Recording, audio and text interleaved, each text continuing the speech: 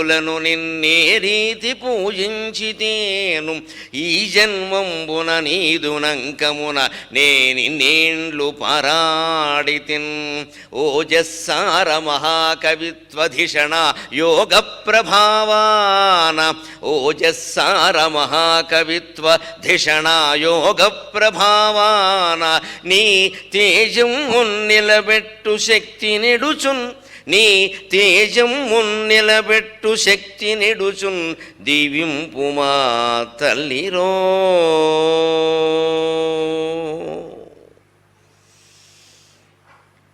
ఎన్నో జన్మల పుణ్యఫలంగానే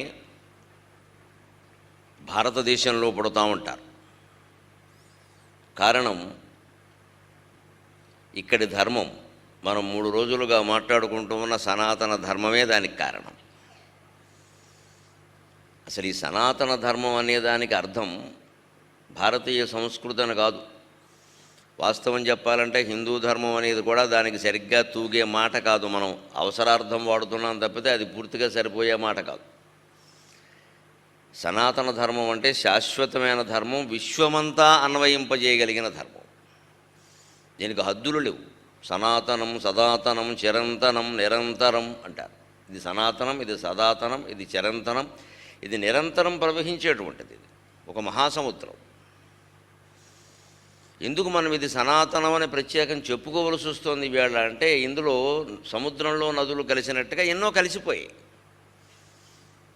అవన్నీ కూడా ఈ పేరు మీద చలామణి అయిపోతున్నాయి. ఈ పేరు మీద చలామణి అయిపోతున్నాయి, సనాతన ధర్మం పేరు మీద. అందుకని అది కాదు, ఇది సనాతన ధర్మం అని మనం ప్రత్యేకం చెప్పుకోవాల్సి వస్తుంది. అందుకని మహానుభావులు కనీసం 100 ఏళ్ళకు ఒకళ్ళైనా పుట్టి ఈ ధర్మాన్ని ఏదో ఒక రకంగా ఉద్ధరిస్తూ ఉంటారు. భూమి సముద్రంలో మునిగిపోతే శ్రీ మహావిష్ణువు ఒక సందర్భంలో శ్వేతవరాహం రూపంలో, ఇంకో సందర్భంలో ఇంకో రూపంలో అవతారమెత్తి భూమండలాన్ని ఉద్ధరించినట్టే మహానుభావులు అవతార పురుషుల తర్వాత మళ్ళీ అవతార పురుషులుగా పేర్కొనబడుతున్న రామకృష్ణ వివేకానందులు లాంటి వాళ్ళు జన్మించి ఈ ధర్మాన్ని మళ్ళీ శ్రీ మహావిష్ణువులాగే ఉద్ధరిస్తారు. దానికి వారి తపశ్శక్తి బాగా ఉపయోగిస్తుంది. కేవలం మేధాశక్తి కాదు, కేవలం మేధాశక్తి కాదు. ఇది వివేకానందుడిది కానీ సరే, రామకృష్ణ పరమహంసది మేధాశక్తి కాదు, తపశ్శక్తిని చెప్పక్కల, అది అందరూ అంగీకరిస్తారు. కానీ శంకరాచార్య వివేకానందుడి విషయంలో ఉండే ఒక అభిప్రాయం ఏంటంటే అపారమైన మేధాశక్తి, అపారమైన మేధాశక్తి అంటారు. కానీ ఆ ఇద్దరి వెనకాల ఉన్నది కూడా తపశ్శక్తి. ఒట్టి మేధాశక్తి ఎప్పుడు పనిచేయదు. ఒట్టి మేధాశక్తి ఊరికే వాదించడానికి మనకు వస్తుంది, తర్కానికి. ఇంకోటి ఎవడో కాస్త గట్టిగా తర్కం చెబితే ఇది ఆగిపోతుంది. మేధాశక్తి వెనకాల ఎప్పుడు తపశ్శక్తి లేకపోతే ఆ మేధాశక్తి ఫలితాన్ని ఇవ్వదు, ప్రభావాన్ని చూపించదు. దానికి వివేకానందుడే ప్రమాణం. మీ మాటకి ఇంత ప్రభావం ఎక్కడి నుంచి వచ్చిందో, it's not my voice, it's my masters voice అన్నాడు ఆయన. మీ మాట ఇంత ప్రభావం ఎలా చూపిస్తుందండి? ఇక దేశం కాని దేశం ఇది, ఐరోపా ఖండం, అమెరికా ఖండం ఏమిటివి? రాక్షస భూములు లాంటివి ఇవి. ఇక్కడ రాక్షసుల లంకలో రామరామల్లాగా మీ మాట చెప్పిస్తున్నారు అందరూ. Hindu monk, Hindu monk, Hindu monk. వాళ్ళకి అంతకంటే మాంకు తప్పితే ఇంకేం దొరకలేదు. మనం ఏం చేస్తాం? వాళ్ళకి దొరికిన పదమే అది. కానీ మన దగ్గర మాంక్ అనడానికి సన్యాసి, యతి, పరివిరాజకుడు, యోగి ఎన్నున్నాయండి. అవధూత చాలా ఉన్నాయి, తపస్వి చాలా ఉన్నాయి పదాలు. వాళ్ళకు ఉన్నది అలా మాంక్ ఒకటే. ఆ భాషే చిన్నది, ఏముంటుంది అక్కడ? నీరు అనాలంటే మన దగ్గర 100 పదాలు ఉన్నాయి. ఆపస్త్రీ భూమిని వార్వారి సరళం కమలం జలం పయకీలాలం అమృతం జీవనం భువనం వనం కబంధముదకం బాధ పుష్కరం సర్వతోముఖం అంభోర్ణస్తోయ పానీయ నీరక్షీరాంబుశంబరం కృపీడక్కాండమస్త్రీ స్యాజ్జీవనీయం కుశం విషం మేఘపుష్పం ఘనరస త్రిషుద్వే ఆప్యం అమ్మయం ఎన్నున్నాయి. ఇంకా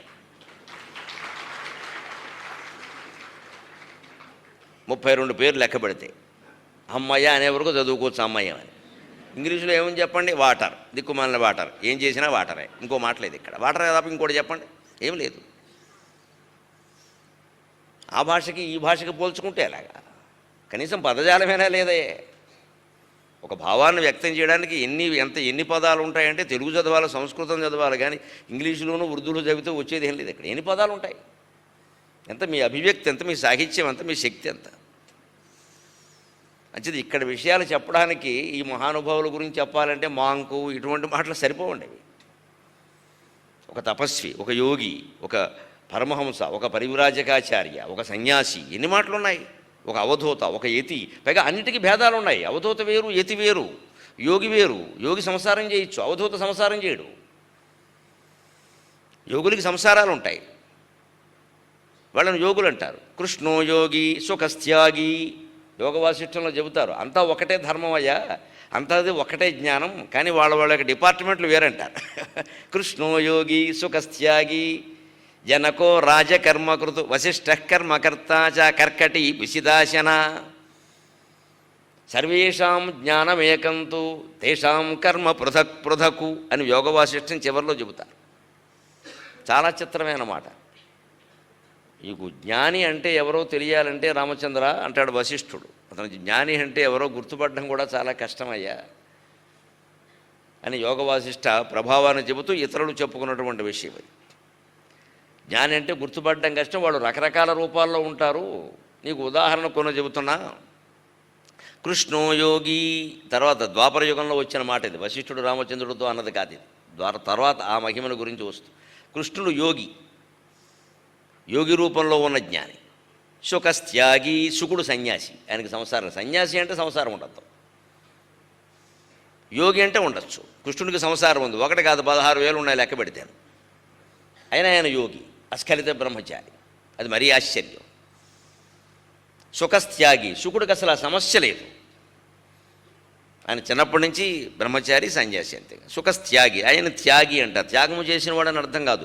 త్యాగి అంటే భగవద్గీతలో కూడా ఎక్కడ త్యాగి అన్న మాట వచ్చినా సన్యాసి అని అర్థం, త్యాగము చేసిన వాడనే అర్థంలో వాడలేదు కృష్ణుడు, సన్యాసి అనే అర్థంలో వాడాడు. కృష్ణో యోగి సుఖస్థ్యాగి జనకో రాజకర్మకృతు, జనకుడు కూడా గొప్ప జ్ఞానయ్య, కానీ ఆయన రాజ్యాన్ని పరిపాలించాడు, సీతాదేవి తండ్రి. ఆ వంశంలో వాళ్ళందరినీ జనకుడు అంటారు, ఆ వంశంలో వాళ్ళందరినీ అంటారు. ఎందుకంటే అందులో మొట్టమొదట పుట్టినవాడు తల్లి నుంచి పుట్టకుండా జనకుడి నుంచి పుట్టాడు. నిమి అనేటువంటి మహారాజుకి వశిష్ఠ శాపం వల్ల ఆయన శరీరాన్ని కోల్పోతే ఆయన శరీరాన్ని మధించి ఈ కొడుకును పుట్టించారు. ఆ తండ్రి శరీరం నుంచి పుట్టడం వల్ల ఆయన్ని జనకుడు అంటారు. జనకుని శరీరం నుంచి పుట్టడం ఆయన జనకుడు అన్నారు. అప్పటి నుంచి ఆ రాజ్యంలో అందరినీ జనకుడు అన్నారు. మథనం వల్ల పుట్టాడు కాబట్టి ఆయన మిథిలహ అన్నారు, వాళ్ళ నగరం పేరు కూడా మిథిల అయింది.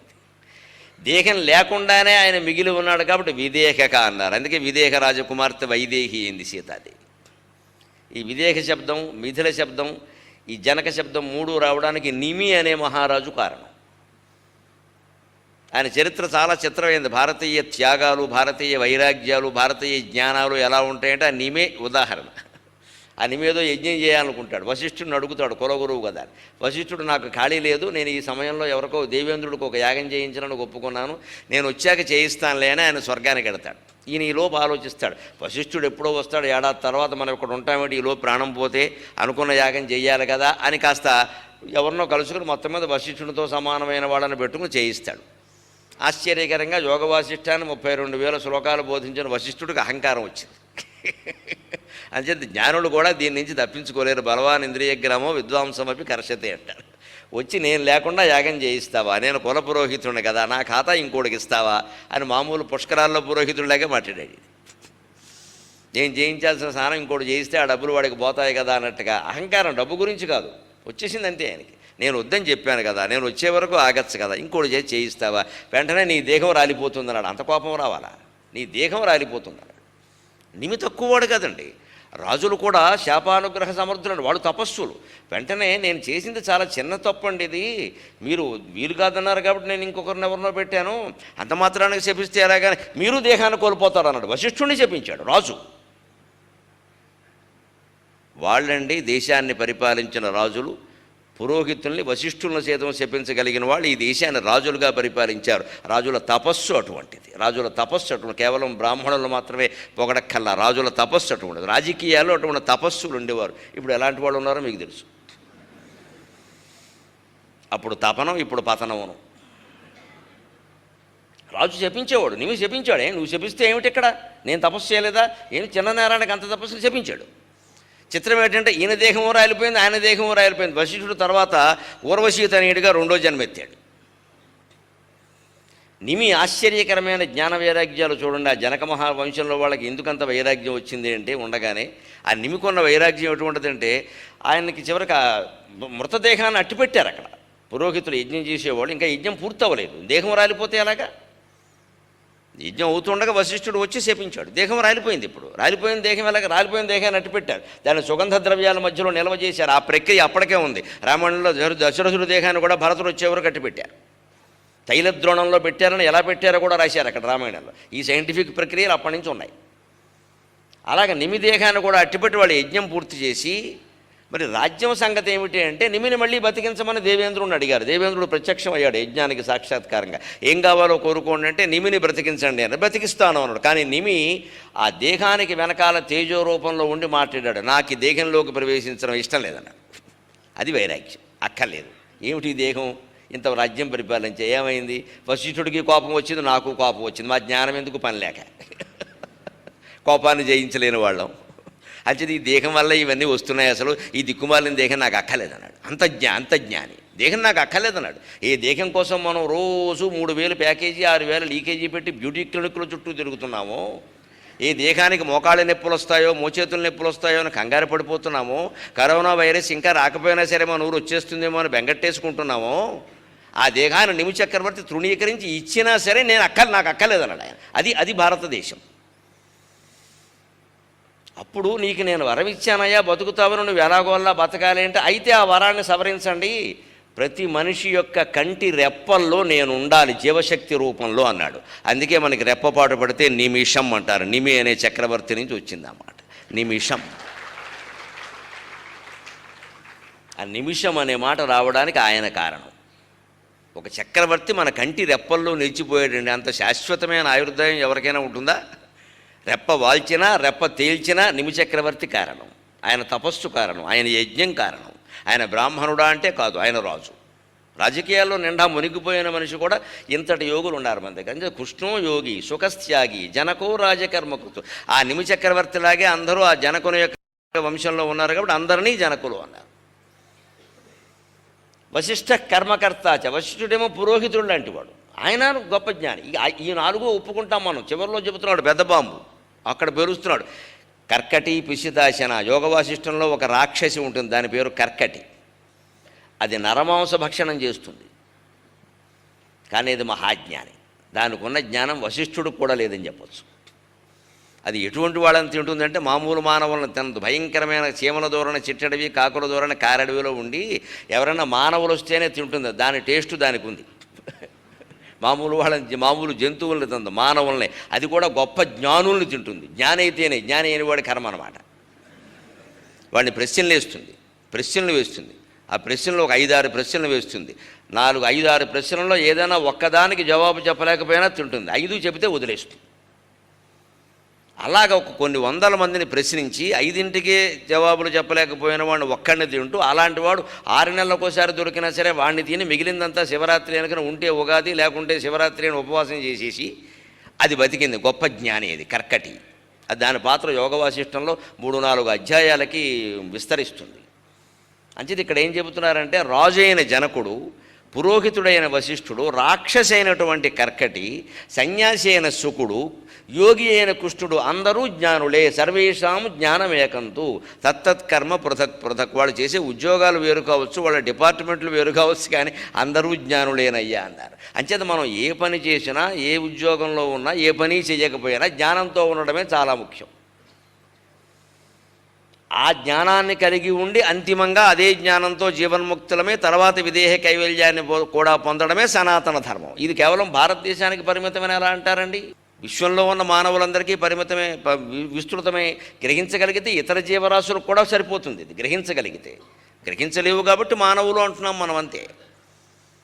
అందుకని దీన్ని భేదం లేకుండా అన్ని దేశాల్లోనూ బోధించవలసిన అవసరం ఉంది. కాబట్టి రామకృష్ణ పరమహంస వదిలినటువంటి అర్జునుడి బాణం పాశుపతంలాగా వదిలాడు మహానుభావుని వివేకానందుడిని.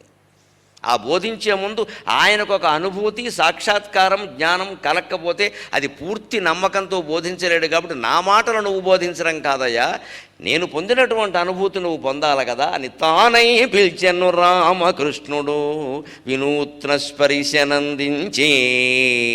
తానై పిలిచెను రామకృష్ణుడు వినూత్న స్పరిశనందించే. ఏదో నవ్యానుభవంబునందుచు నరేంద్రుండే వివేకంబునందానందంబున తెలియాడెను. ఏదో నవ్యానుభవంబునందుచు నరేంద్రుండే వివేకంబునందానందంబున తేలియాడెను. భయవ్యాఖ్యానముల్జేయుచున్ జ్ఞానానందమరంద బిందులహరీ స్నానము సామాన్యమా. తానై పిలిచెను రామకృష్ణుడు. ఊరికే దర్శనానికి వచ్చి అక్కడ నిలబడితే 200 మందిలో నెక్కరేసుకున్న అబ్బాయి ఆయన ఎలా రమ్మని అన్నాడు. అది జన్మాంతర సంస్కారము అంటే. అక్కడ మనం కర్మ సిద్ధాంతం జన్మాంతర సంస్కారం అక్కడ నమ్మాలి. అటువంటి సంఘటన జన్మాంతర సుకృతం వల్ల తప్ప జరగదు. మనం అనుకుంటే వచ్చేది కాదు. నన్ను బెలవమనండి అంటే ఎవరు బెలవరు. చీటీలు పంపిస్తే కుదరదు అక్కడ. అటువంటి గురువుల దగ్గర చీటీలు పనిచేయవు. వాళ్ళకి చీటింగులు తెలియవు. వాళ్ళ దృష్టి పడాలంతే. వాళ్ళ దృష్టి పడాలి. కొంతమంది పీఠాధిపతులు మన దగ్గర ఇప్పుడే కంచిపీఠం, శృంగేరి పీఠం, రామకృష్ణ మఠం సహా ఉత్తరాధికారుల్ని వారు ఎలా ఎంపిక చేస్తారంటే జాతకాలు చూడరండి, వయస్సులు చూడరండి, రికమెండేషన్లు పట్టించుకోరండి. వారి దగ్గర శిష్యులుగా ఉన్న వారిలో వారి దృష్టి పడుతుంది ఎవరి మీదో అంత ఈయన మనకు వస్తాడు, నా తర్వాత ఈయన అంతే.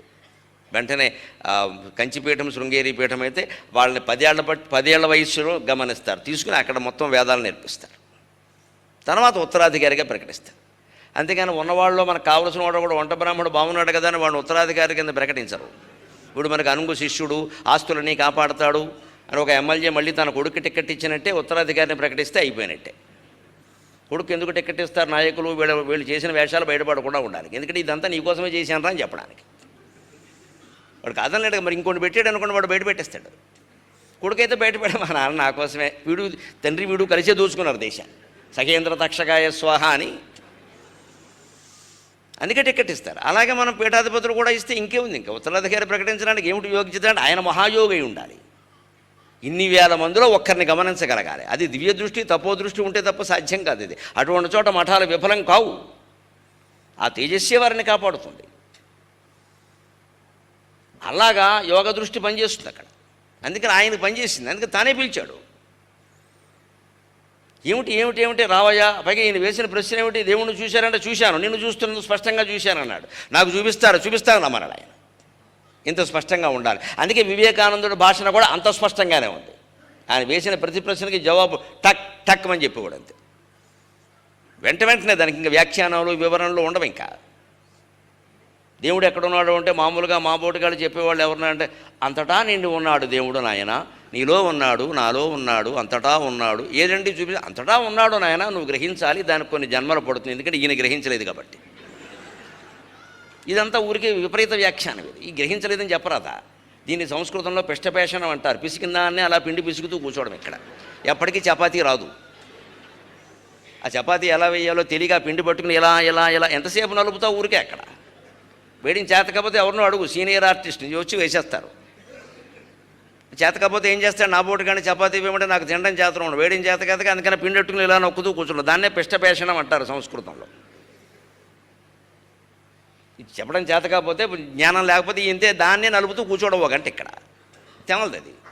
ఎందుకంటే ఈయనకి దైవం కనపడలేదు, అదేమిటో తెలియదు. ఎందుకని అక్కడ ఉన్నాడు, ఎంతటా ఉన్నాడు, నీలో ఉన్నాడు, నాలో ఉన్నాడు, అన్నీ తానై ఉన్నాడు. ఏమిటి ఇదంతా?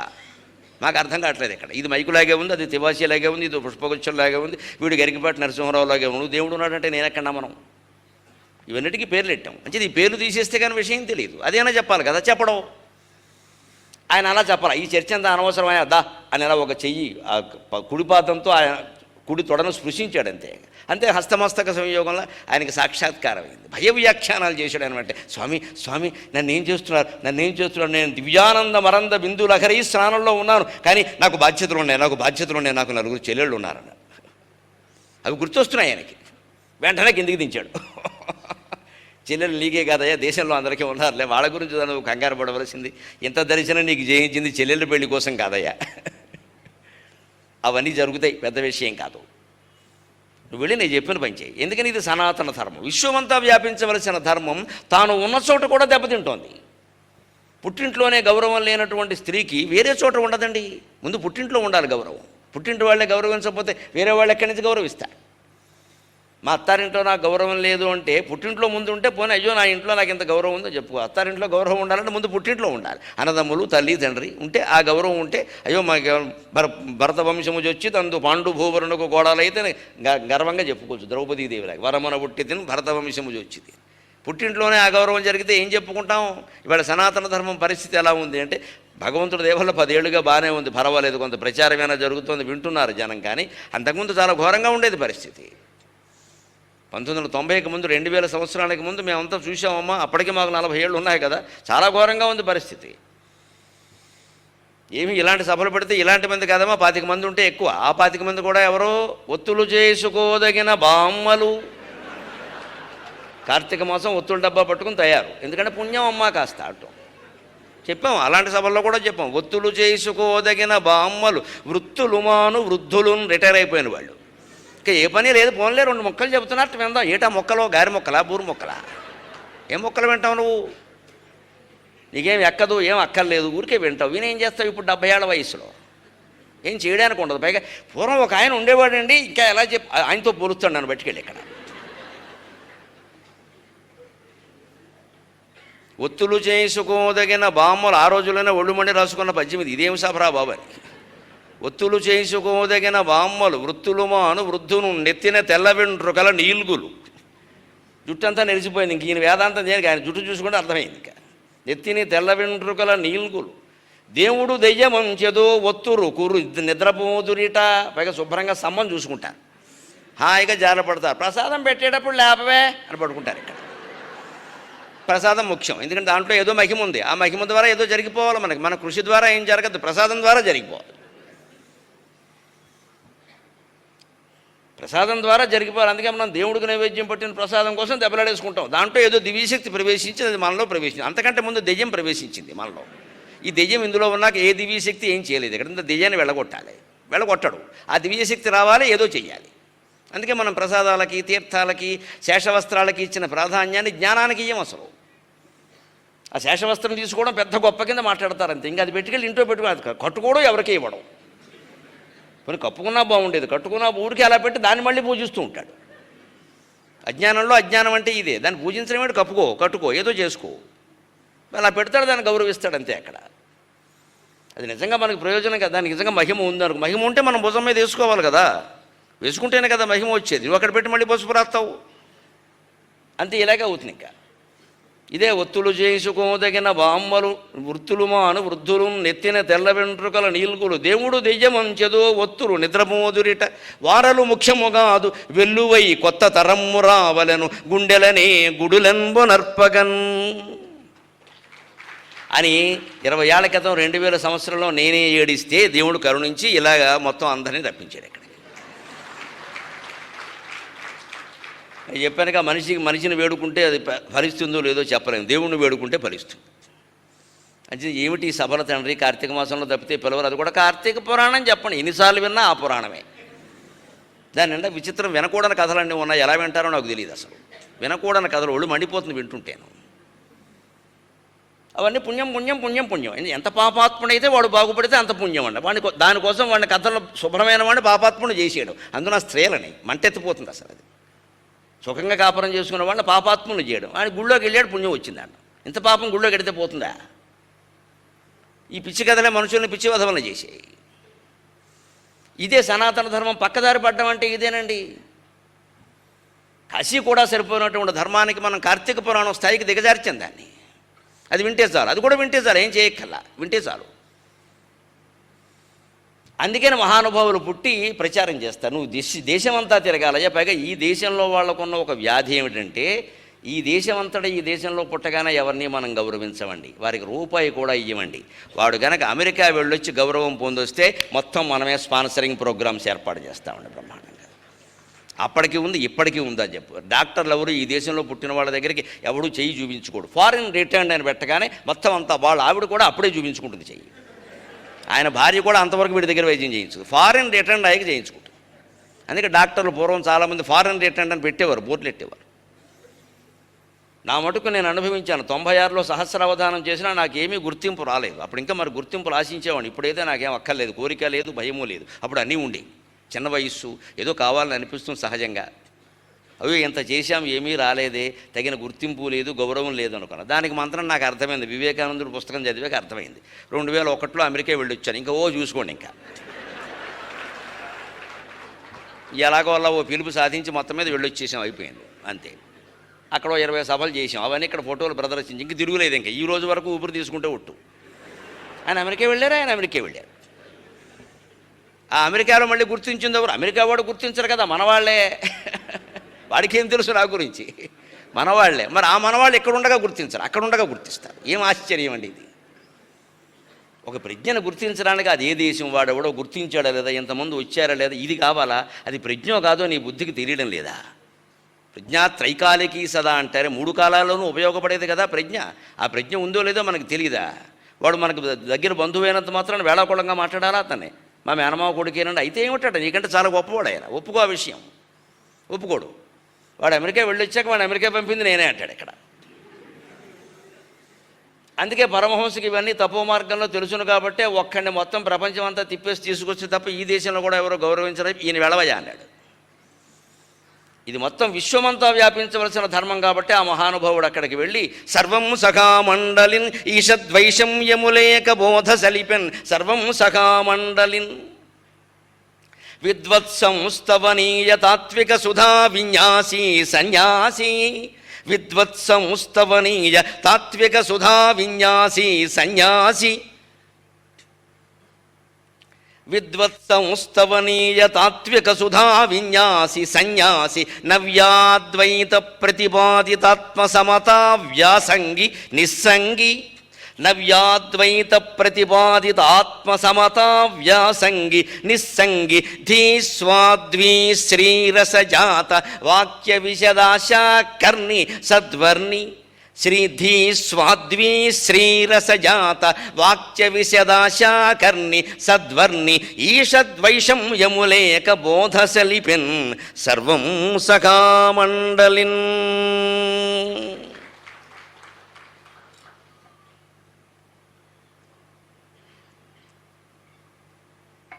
ఇంత జటిలమైన పద్యం చదివినా వెంటనే చప్పట్లు కొట్టగలిగేవాళ్ళు కొంతమంది అయినా ఉన్నందుకు సంతోషం.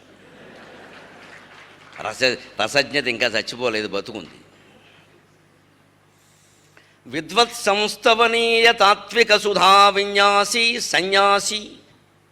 లోకానికి ఏదైనా చెప్పాలంటే మన ముందు విద్వాంసులై ఉండాలి, మనం గ్రంథాలు చదవాలి. గ్రంథాలు చదవకుండా ఎవరూ విద్వాంసులు కాలేరు. అద్భుత శక్తులు ఎవరిని విద్వాంసుల్ని చెయ్యవు. 20 ఏళ్ళు 30 ఏళ్ళు 40 ఏళ్ళు నానా యాతన పడబట్టి ఈవేళ ఇంతమంది ఉన్నా ధైర్యంగా మాట్లాడగలుగుతాం. దాని వెనకాల చాలా కృషి ఉంది. నా పెద్దలకి తెలుసు, మా కుటుంబ సభ్యులకు తెలుసు ఎంత యాతన పడతాం ఇప్పటికీ అని. అది కూడా పండితులైతే కుదరదు, పండితులు మెచ్చుకునే ప్రజ్ఞ ఉండాలి మన దగ్గర. పండితులైన వాళ్ళు కూడా ఈ సభలో ఉంటే బాగా చెప్పాడండి, నాకు కూడా తెలియంది చెప్పాడండి, నాకు ఈ విషయం తెలుసును కానండి ఈ పాయింట్ తెలియదండి అంటాడు. అది నిజమేన మెచ్చుకో. నాకు ఈ విషయం తెలుసు, నేను దీన్ని చదివాను మాట్లాడాను, ఈ పాయింట్ నాకు దొరకలేదండి అంటాడు.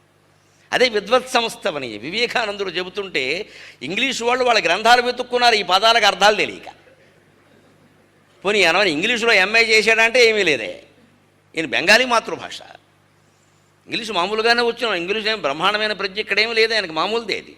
అందుకే ఈ వాయిస్ ఏమిటంటే ఇట్స్ మై మాస్టర్స్ వాయిస్ అన్నాడు ఆయన. నాది కాదండి, మా గురువుగారిని అడగండి అన్నాడు. అంటే మన కృషి వెనకాల తపశ్శక్తి ఉంటే అంత ప్రభావం ఉంటుంది ఖచ్చితంగా. అలాగని కేవలం తపశ్శక్తి మీద ఆధారపడి గురువుగారికి పాదసేవ చేసి కూర్చోకూడదు. అక్కడ మన పని మనం చెయ్యాలి. పొయ్యి వెలగాలి అంటే కిటికీలు కొన్ని సందర్భాల్లో తెరిచి ఉండాలి, ఒక్కో చోట మూసి ఉండాలి, దానికి అనుగుణమైన వాతావరణం ఉండాలి. ముందు నువ్వు అగ్గిపల్ల గీయాలా వద్దా? వాతావరణం ఉంది కదా అని అగ్గిపెట్టి పట్టు కూర్చుంటే వెలగదమ్మా. ముందు గీయాలా వద్దా? ఆ గీసిన తర్వాత వచ్చిన మంట నిలబడాలంటే అక్కడ వాతావరణం ఉండాలి. ఆ వాతావరణమే తపశ్శక్తి. పోయి గీయడం అనేది నీ ప్రజ్ఞ. నువ్వు అది కూడా చేయనంటే అలాగే, అది కూడా గురువు గారు గీయాలంటే ఏమిటి గీసేది గుండు? అది కూడా గురువు గారు చేస్తారా? ఇది బానిసత్వం అంటారు దీన్ని. అలా అనకూడదు. అక్కడ నీ ప్రయత్నం నువ్వు చేస్తూనే ఉండాలి. కొన్ని జటిలమైన ఉంటాయి, మన వల్ల కాదు, గురువు గారికి దాసోహం, అయ్యా నాకు తీరేట ఆయన చెబుతారు తప్పకుండా. ఈ ప్రయత్నం నువ్వు చేస్తుంటేనే గురువుగా దయగలుగుతున్నా. అది ప్రయత్నం చేశాడు ఆయన, చిత్తశుద్ధిగా చేశాడు. నవ్యాద్వైత ప్రతిపాదిత ఆత్మసమత వ్యాసంగి నిస్సంగి, అద్వైతాన్ని కొత్త విధానంలో ప్రతిపాదించాడు ఆయన. అదేమిటంటే ఆత్మసమత్వం అన్నాడు. ఆత్మసమత్వం ఇది కొత్త మాట, వివేకానందుల తర్వాత ప్రచారమైన మాట. ఇది శంకరాచార్య చెప్పిన మాటే, కానీ ప్రచారం వివేకానందుడితో అయింది. అద్వైతం వేదంలోనే ఉంది, కానీ శంకరాచార్యతో ఎక్కువ ప్రచారమైంది. శంకరాచార్య చెప్పిన అద్వైతం మళ్ళీ కాస్త మరుగున పడుతూ ఉంటే వివేకానందుడు పుట్టి ఆయన చెప్పింది ఆత్మసమత్వమయ్యా, భౌతిక సమత్వం కాదన్నాడు. ఏమిటి ఆత్మసమత్వానికి భౌతిక సమత్వానికి తేడా? నిన్న కూడా మనం కొంచెం స్పర్శామాత్రంగా చెప్పుకున్నాం. మనుషులందరినీ ఊరికే సమానంగా కూర్చోబెట్టడం కాదు, అందరికీ ఒకే ఆసనం వేయడం. కొన్ని నోముల్లో మొత్తైదువులకు వేస్తారు, ఒకే ఆకు, ఒకే పద్ధతి, ఒకే రకమైన పండు, అన్నీ ఒకే పువ్వు అన్నీ ఇస్తారు. అది మామూలు భౌతిక సమానత్వం. అందులో మళ్ళీ తేడాలు వస్తే కోపాలు వస్తాయి, అది వేరు. అది మొత్తైదువులకి నోము చేసినప్పుడు సరిపోతుంది. సరిగ్గా 16 ఫలాలంటే 16 ఏవో వేరే ఫలాలు తెచ్చినా అన్నీ ఒకే రకం తెస్తారు, కొన్ని తేడా రాకుండా, మిగిలినవన్నీ కూడా. అక్కడ ఈక్వాలిటీ, అక్కడ సమానత్వం అంటే భౌతికమే. ఆత్మ సమానత్వం అంటే అది కాదు. నువ్వు నేను సమానము అనేది భౌతిక సమానత్వం. నీలో ఉన్నది నాలో ఉన్నది సమానం అనేది ఆత్మ సమానత్వం, అది ఆత్మసమత. నీలో ఉన్నది నాలో ఉన్నది సమానం, అంతేగాని నువ్వు నేను సమానం కాదు. నీ శరీరం వేరు, నా శరీరం వేరు. నీకున్నవి కొన్ని గొప్పతనాలు నాకు లేవు, నాకున్న గొప్పతనాలు కొన్ని నీకు లేవు. నీకున్న వ్యాధులు నాకు లేవు, నాకున్న వ్యాధులు నీకు లేవు. సమానం ఎలా అవుతాం? కానీ కరోనా వైరస్ వచ్చి రేపో ఎల్లుండో చనిపోవడానికి సిద్ధంగా ఉన్నవాళ్ళును, కాశీలో శుభ్రంగా హాయిగా జపం చేసుకుంటున్న వాళ్ళును ఉన్న ఆత్మ ఒక్కటే. ఆ ఆత్మకి ఇవన్నీ అంటవు. నిజానికి ఆ వైరస్ కూడా వాడి శరీరానికి అంటింది, కానీ ఆత్మకు అంటదు. ఇది ఆత్మ సమానత్వం. దీన్నే కృష్ణుడు భగవద్గీత 5వ అధ్యాయంలో కర్మసన్యాస యోగంలో చూస్తారు. విద్యా వినయ సంపన్నే బ్రాహ్మణే గవిహస్తిని శునిచైవ స్వపాకే చ పండిత సమదర్శన. వీరందరిలోనూ ఉన్నటువంటి సమానమైన ఆత్మను దర్శించమన్నాడు కృష్ణుడు. కానీ వీళ్ళందరినీ సమానంగా కూర్చోబెట్టి శాలువాలు కప్పని చెప్పరా. ముఖ్యంగా ఏనుక్కి కుక్కకి శాలువా కప్పితే కుక్క వేదిక మీద ఏం చేస్తుందో అందరికీ తెలుసు, దానికి శాలువా కప్పారని దానికి తెలియదు. దాన్ని వేదిక ఎక్కించడమే తప్పు. అందరికీ సమానంగా సన్మానం చేస్తామంటే ఎలాగా? ఏనుగు అందరినీ తొక్కి పారేస్తుంది. ముందు ఈ బ్రాహ్మణుడు పారిపోతాడు ఏనుగుని చూడగానే, మనకెందుకు వచ్చిన గొడవని. అదే నువ్వు చేసేది. అసలు దాన్ని ఈయన సరైనటువంటి ఉదాహరణలు చెప్పి, కొత్త రకం ఉదాహరణలు చెప్పి వ్యాఖ్యానం చేసి జనంలో ప్రచారం చేశాడు. నవ్యాద్వైతం అంటే అర్థం అది. అద్వైతాన్ని కొత్త ఉదాహరణలతో ప్రచారం చేశాడు. దానికి తగినవి ఇప్పుడు మాయా మాయా మాయా చాలామంది చెప్పలేకపోయిన మాట. శంకరాచార్య కూడా వివేక చూడమణిలో చెప్పే ప్రయత్నం చేశారనే అంటాను నేను. స్పష్టంగా చెప్పగలిగారని నేను అనలేకపోయా, నన్ను మన్నించండి తేడా ఉంటే. కానీ వివేకానందుడు మాయా అనే చిన్న పుస్తకం మీకు రామకృష్ణ మఠం గ్రంథాలయంలో దొరుకుతుంది. చిన్న పుస్తకం, ఒక 20 పేజీలు కూడా ఉండదు. అది చదివాక నాకు మాయ ఏమిటో బాగా అర్థమైంది. అమ్మయ్య బ్రహ్మాండంగా చెప్పవయ్యా అనుకున్నట్టు. అది చదవండి. మాయ అంటే ఏమిటి, మాయ అంటారు ఏమిటి అనకండి. శంకరాచార్య చాలా విశేషంగా చెప్పారు. భిన్నాప్యభిన్నాప్యుభయాత్మికానో సన్నాప్యసన్నాప్యుభయాత్మికానో సాంగాప్యనంగాప్యుభయాత్మికానో మహాద్భుత అనిర్వచనీయమాయ. దానికి వ్యాఖ్యానం 3 పేజీలు రాశారు. నాకు ఎందుకో అంత చదివినా తెలుస్తోంది, కానీ స్పష్టంగా లేదు.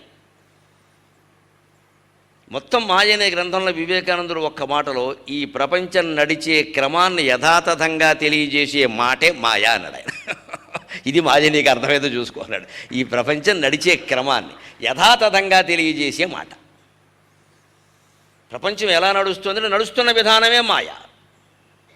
ఇవాళ ఉన్న మాట రేపు ఉండటం లేదు. ఇవాళ ఉన్న మనిషి రేపటికి మారిపోతున్నాడు.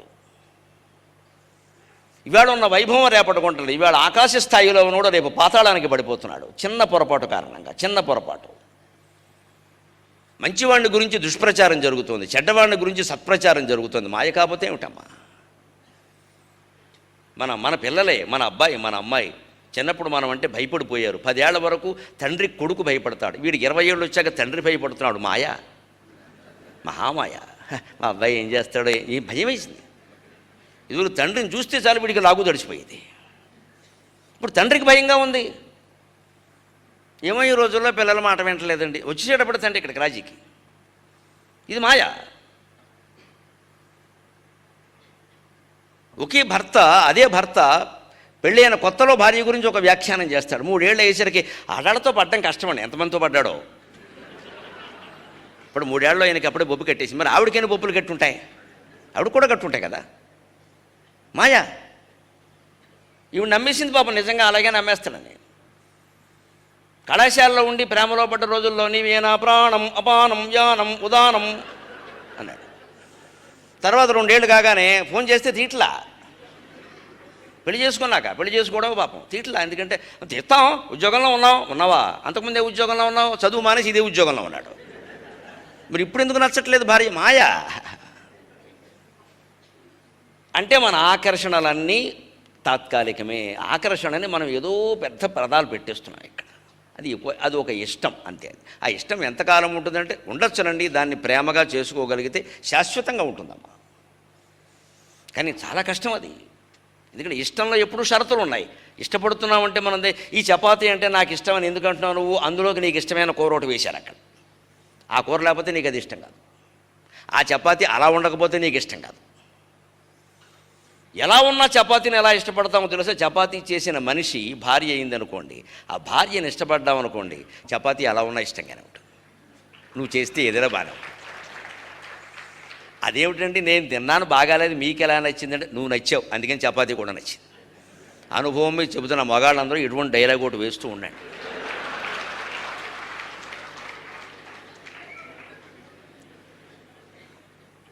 అప్పుడు వాళ్ళే అనుకుంటారు, వేరే బ్రాహ్మడు ఏం పెట్టినా తినేస్తున్నాడు పాపం, బాగుంది అంటున్నాడు, ఈయనకి ఇంకా శ్రద్ధగా చేయాలరా బాబు. చాలమ్మా ఆ ప్రేమ ఉంటే చాలు.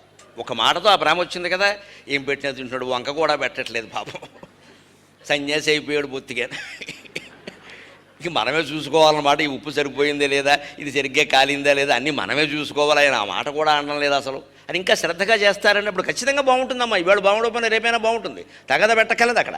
ఎప్పుడు ఇలాగ చేసావు, 20 ఏళ్ల బట్టి ఇలాగే చేస్తున్నావు, నీకు చపాతీ ఉండదు, చెట్టరాది బండి ఉంటుంది అక్కడ, చేసుకో అంటారు. అప్పుడు డోర్ డెలివరీ చపాతీ వస్తుంది. అది డోర్లాగే ఉంటుంది. అది డోర్ డెలివరీ చపాతీ ఆకారం డోర్లాగే ఉంటుంది. డోర్ ఎలా ఉంది? చెక్క. చపాతీ కూడా చెక్క. డోర్ డెలివరీ కదా. అంతకంటే ఇంట్లో రాజీ పడ్డామనుకోండి, నువ్వు ఇష్టమయ్యా, నువ్వేం చేసినా నాకు ఇష్టమేనయ్యా అంటే ఇష్టంగానే చేస్తారు ఖచ్చితంగా. ఇష్టం ప్రేమగా మారే ముందు చాలా అభ్యాసం చేయాలండి. ఇష్టంతోనే ప్రేమ ఏర్పడుతుంది ఎవరి మీద, కానీ ఇష్టం ప్రేమగా మారడానికి చాలా అభ్యాసం చేయాలి. ఆ అన్ని దశల్లో అన్ని పరీక్షలకు నిలబడితేనే అది నిజమైన ప్రేమ. అందుకని అద్వైతాన్ని అర్థం చేయించడానికి మాయా అంటే ప్రపంచంలో మారిపోతున్న పరిస్థితులు చూస్తే అది మాయా. నిన్నటి వరకు చైనా ఎటువంటి దేశం చెప్పండి, ఇవాళ ఏమిటి చెప్పండి? ఇవాళ చైనా అస్పృశ్య దేశం అయిపోయిందండి, దారుణంగా అస్పృశ్య దేశం. అభ్యుదయం అంటే చైనా, ఆర్థిక వృద్ధి అంటే చైనా, సామ్యవాదం అంటే చైనా, అగ్రరాజ్యం అంటే చైనా, అమెరికాను కూడా పోటీగా నిలబెట్టి గడగడలాడించిన చైనా. ఇవాళ చైనా బజార్కి వెళదామంటే భయం వేస్తుంది. ఇండియన్ బజార్ లేదా అని అడుగుతున్నాం మనమే. ఇదివరకు పరిగెట్టుకుని చెప్పులు కూడా, బియ్యం కూడా చైనా బజార్లో కొన్నామే. ఇప్పుడు ఏం కొనాలన్నా భయంగా ఉంది, చైనా అని పేరు పెట్టిన పాపానికి. ఇది మాయా. అంటే నీ మొత్తం 100 ఏళ్లుగా నువ్వు సాధించిన అభివృద్ధిని కమ్మేయడానికి ఒక చిన్న వైరస్ చాలు. భగవల్లీల అర్థం కాలేదా మహాత్మా? కమ్యూనిస్టులు ఎంత అమాయకులు అంటే, కమ్యూనిస్టులు వాళ్ళు ఏదో సిద్ధాంతాలు రాసుకుని పాపం మార్క్సో ఎంగిల్సో రాస్తే అవి పట్టుకుని ఎప్పటికీ వీళ్ళండి మన ఆక్షేపిస్తారు. మళ్ళీ ఎంతసేపు ఆ వేదాలే ఆ శాస్త్రాలే కొత్తదనం, వీళ్ళు మళ్ళీ ఆ మార్క్సే ఆ ఎంగిల్సే ఆ ఎంగిలే, కొత్తదేం లేదు ఇక్కడ. ఇంక అంతకుమించి ఏం లేదండి, అంతకుమించి ఎవరు చెప్పలేరండి. మరి మా మహర్షులు అదే అన్నారమ్మా, వాళ్ళని మించి ఏం చెప్పలేదని మేమంటే అది తప్పైందా? మార్క్సును మించి ఏం చెప్పలేరంటే మీది గొప్ప అయిందా? మార్క్సు తర్వాత ప్రపంచం లేదా? దాన్ని మార్క్సు ఊహించగలడా? చాలా మారిపోయింది ప్రపంచం. మార్క్సు నాటి ప్రపంచం కాదు ఇది, ఇది మార్కుల ప్రపంచం. ఇది మార్క్సు నాటి ప్రపంచం కాదు, మార్కులను బట్టి చదువును అంచనా వేసే దిక్కుమాలే ప్రపంచం ఇది. వాడికి 98 మార్కులు వస్తే వాడు విద్వాంసుడే, చూసిన వస్తే కూడా వస్తే 90. ఇదే మాయా. మరి అంత అభివృద్ధి వాళ్ళు ఏం చేశారని ప్రణాళికలు వేసేసి కమ్యూనికేషన్ చదివితే మీకు అర్థం. నేను చదివే చెబుతున్నా, 10 ఏళ్ల పాటు ఆ గ్రంథాలనే చదివా నేను శ్రద్ధగా. 78 నుంచి 88 వరకు నా పనేదే, నేను చదివా, అన్ని సిద్ధాంతాలు చదివా. అంతిమంగా ఇదేంటో లేదు, నాకు సరైన సమాధానం దొరికింది అంటే భగవద్గీతలో దొరికింది, ఇక చదవక్కర్లేదు ఏది అనుకున్నాను. మాయ ద్వారానే దొరికింది. ఇది మాయా అని అర్థమైతే తప్ప దైవీక్షేష గుణమయీ మమ మాయా దురచ్చయ మామేవ ఏ ప్రపద్యంతే మాయా మేతాం తరంతితే అన్న ఒక్క శ్లోకంలో నాకు సమాధానం దొరికి. ఇది భగవంతుడు చేస్తున్న త్రిగుణాత్మకమైన మాయరా. దీన్ని ఏదో ఉద్ధరిద్దాం అనుకోవడం పొరపాటు, మన పాత్ర ఏదో మనం చేసి వెళ్ళిపోవాలంతే. అది అర్థమయ్యాక నాకు మనసు ప్రశాంతమైంది. ఇక అంతే, హిందూ ధర్మంలో చక్కగా భగవద్గీత ఆధారంగా చేసుకుని స్థిరపడ్డాం. ఇక మళ్ళీ అనుమానాలు ఎప్పుడూ రాలేదు. ఇంకా 88 తర్వాత నాకు అనుమానాలు రాలా. కానీ ఆ 10 ఏళ్ళు నేను పడ్డాను, చాలా స్ట్రగుల్ పడ్డాను, చాలా ఇబ్బంది పడ్డాను. ఒక యువకుడు వయస్సు 20 ఏళ్ళు 30 ఏళ్ళ లోపు పడకపోతే ఏమవుతాం? చదవాలని తృష్ణ, తెలుసుకోవాలని జిజ్ఞాస. ప్రపంచంలో సిద్ధాంతాలన్నీ ఎక్కడ విఫలం అవుతున్నాయంటే వాళ్ళు ఒక అంతిమ దశోడు కనిపెట్టి తర్వాత ఏం లేదంటారు. ఇంకా అలా అనలేదు. మన దగ్గర ఏముందంటే కృతయుగం చెప్పారు. కృతయుగం లక్షణం ఏమిటో తెలుసా? నా రాజ్యం నైవ రాజాసీత్ న దాండ్యో నచ దాండిక ధర్మే నైవ ప్రజా సర్వ రక్షంతి స్వపరస్పరం. కృతయుగంలో రాజ్యం అనేది ఉండదు. రాజ్యం లేదు కాబట్టి రాజు కూడా ఉండడు అన్నాడు. నా రాజ్యం నైవ రాజాసీత్. ఎందుకు ఉండరండి అంటే నా దాండ్యక, ఎవరిని శిక్షించవలసిన అవసరం రాదండి. ప్రజలంతా మంచివాళ్లే. శిక్షించవలసిన అవసరం ఒక్కరు కూడా రాదు. అసలు అంతా మంచివాళ్లే, అంతా త్యాగమూర్తులే. రోడ్డు మీద ₹1,00,000 కట్ట కనపడితే ఎవడూ పట్టుకెళ్ళడు, అలా వదిలేస్తాడు. ఎందుకంటే అది ఎవరిదో ఆయనకు తెలియకపోవచ్చు, కానీ అతనిది కాదని తెలుసుగా. మనం అలా అనకం, పట్టుకెళ్ళొద్దాం, పోయిందేముంది. పైగా అదృష్టం మనకు శుక్రవారం లక్ష్మీదేవి. శుక్రవారం ఇలా దొరుకుతుందా? లక్ష్మీదేవి రోడ్డున పడిందా? సన్నాసి, ఏం మాట్లాడుతున్నావు? నీకు డబ్బులు కట్ట దొరికితే లక్ష్మీదేవా? అదే నీ కట్టపోతే మరి వాడికి లక్ష్మీదేవే కదా. మన ఆలోచన ఎలా ఉంటుందంటే మనమేం బాగుపడాలి ఎంతసేపు, ఇంకోటి బాగుపడద్దాం. మా ఇంట్లో వెంకటేశ్వరం బొమ్మటి సింహద్వారం కేసి చూస్తోంది. ఒక వాస్తు తెలుసున్న పెద్ద మనిషి ఎవడో వచ్చాడు. వాడికి వాస్తు తెలుసు, నాకు తెలియదు, లేత రానిచ్చేవాడు కాదు. మామూలుగా ఏదో పని మీద వచ్చి కూర్చోమన్నాను. కాసేపు ఉన్న తర్వాత ఈ వెంకటేశ్వరం బొమ్మ ఇటు చూస్తోంది. నేను సింహద్వారం చూస్తే నీకే అన్నాను నేను. అది విగ్రహం అండి, విగ్రహం ఎటు చూడదా? అది చూస్తోంది, ఎవరో ఇచ్చారు అక్కడ పెట్టాం. అలా చూస్తే లక్ష్మీదేవి అలా బయటికి వెళ్ళిపోతున్నాడు. అబ్బా, అంత మాత్రం చెప్పదు లక్ష్మీదేవి వెళ్ళిపోతే మనం ఎందుకండి ఇక్కడ? విగ్రహం బయట పెడితే ఆ చూపు చూస్తే వెళ్ళిపోతుందిట. నేను వెంటనే అన్నాను, నేను బాగానే ఉన్నానండి, 2 ఇళ్ళు కట్టుకున్నాను, సుఖంగా ఉన్నాను, నాకు 2 పిల్లలు, 2కి చెరో ఇల్లు ఇచ్చేస్తాను, నేను సుఖంగా బాగానే ఉన్నానండి. ఎదురింటి వాళ్ళు చాలా ఇబ్బంది పడుతున్నారు, నేను వెళ్ళిపోవాలనే పెట్టానన్నా.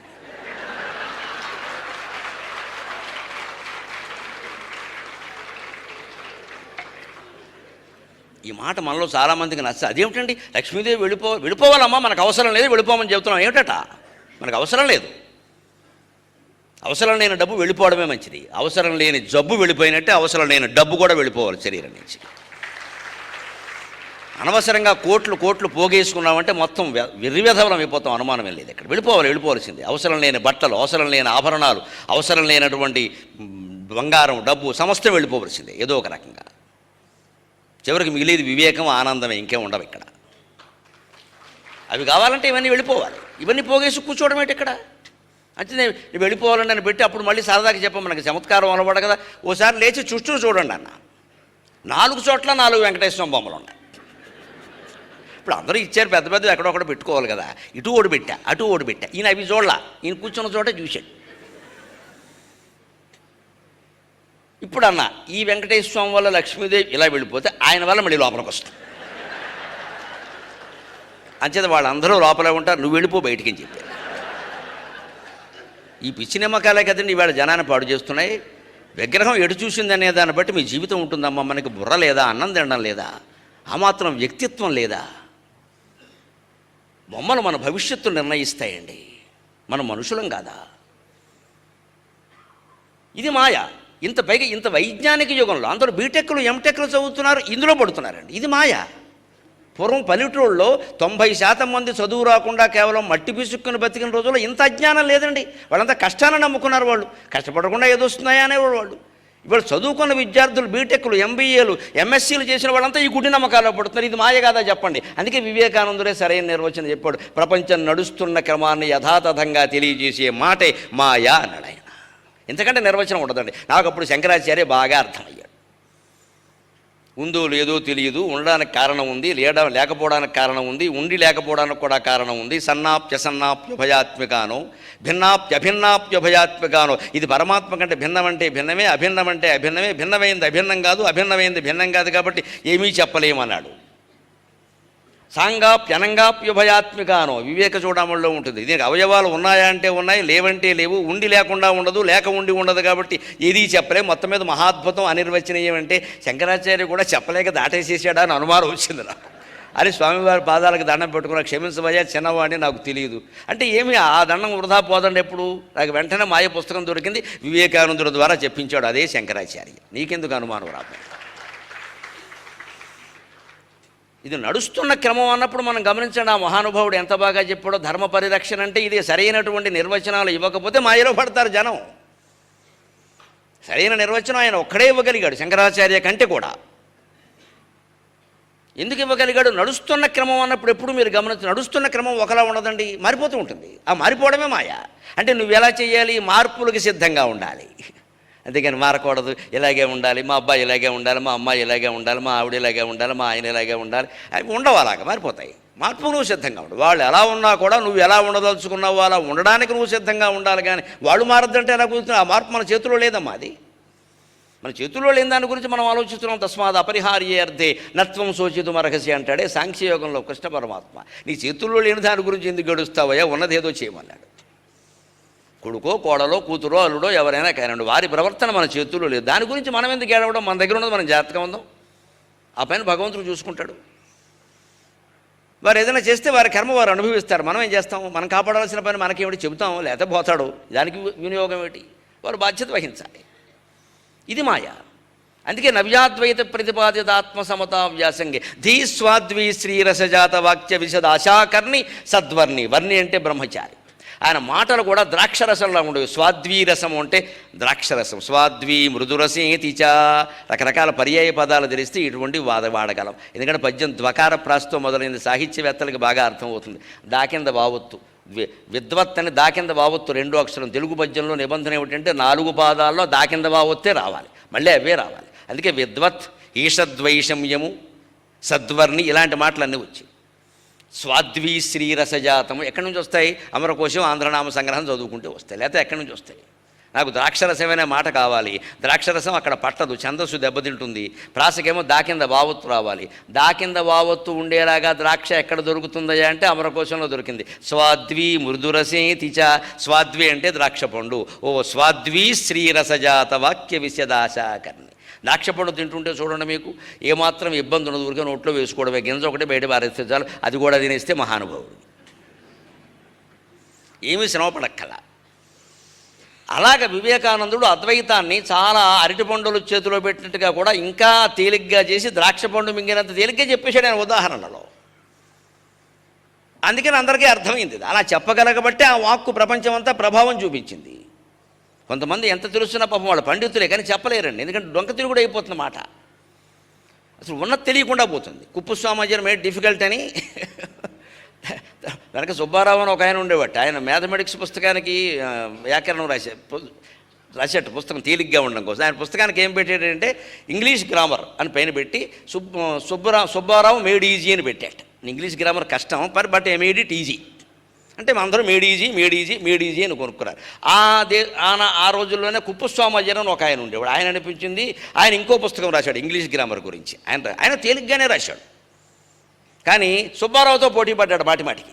ఈయన పుస్తకం చూసి ఈయన రాసినట్టు రాయొద్దు, వేరేది రాద్దాం దాని మీద పెంట చేశాడు మొత్తం మీద దాన్ని. అప్పుడు చూసిన వాడు ఏం పెట్టాడంటే Subbarao made easy but Kuppuswamy Iyer made difficult అన్నాడు. అక్కడి నుంచి చదువు పేరు వచ్చింది. నువ్వు గ్రంథం రాసేది ఉన్నదాన్ని సులభం చేయడానిక, ఇంకాస్త కఠినతరం చేయడానిక. కొంతమంది పండితులతో ఇది ఇబ్బంది. వారికి అర్థం కాకపోవడమో లేకపోతే వాక్యాల యొక్క చాతుర్యం లేకపోవడమో కానీ ఉన్నదాన్ని జటిలం చేస్తారు. దాంతో మనకేం తెలియదు. ఇంకా దాన్ని ఏదో